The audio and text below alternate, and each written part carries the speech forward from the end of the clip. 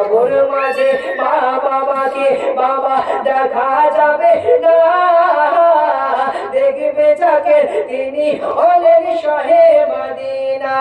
ও ভাই বুঝবে কবে নবী ছাড়া কেউ আপন নাই, জোরে বুঝবে কবে নবী ছাড়া কেউ আপন নাই। ডানে বামে মাটি তোমার মাটির বিছানা, জোরে বলে সুবহানাল্লাহ। ডানে বামে মাটি তোমার মাটির বিছানা।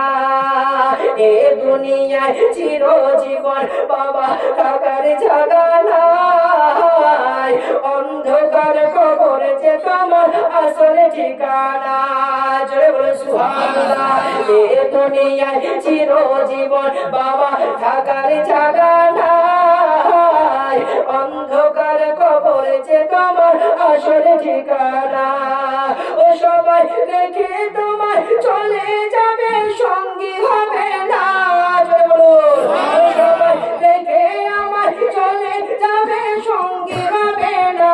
ডানে বামে মাটি তোমার মাটির বিছানা, ডানে বামে মাটি আমার মাটির বিছানায়। আমার মরণ আসিবে কখন কেউ তো জানে না, আমার মরণ আসিবে কখন কেউ তো জানে না।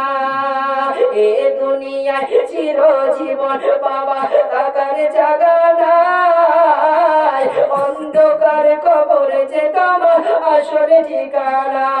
বন্ধুরে তোমাদের যুবক পায়ের মধ্যে হাত দিয়ে বলে যায়, মরণের যন্ত্রণা এখনো পর্যন্ত জানো না, এখন বুঝবা না রে বন্ধু। একবার মরে দেখো মরণের যন্ত্রণা আপনার কিরকম হয়।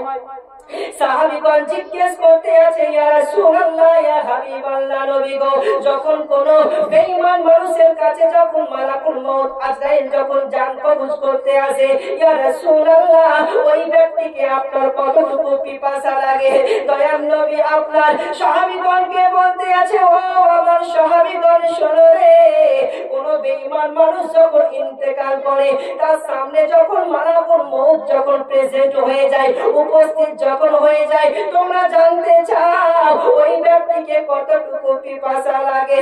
দয়ার নবী বলতে আছে, ও আমার সাহাবীরা রে, দুনিয়ার যত সমুদ্র বলো নদী বলো সমস্ত পানিকে যদি একত্র যদি আপনার করা হয়, তবু এই টাইমে যদি তার মুখের মধ্যে ঢালা হয়, তবুও তার পিপাসা মিটবে না।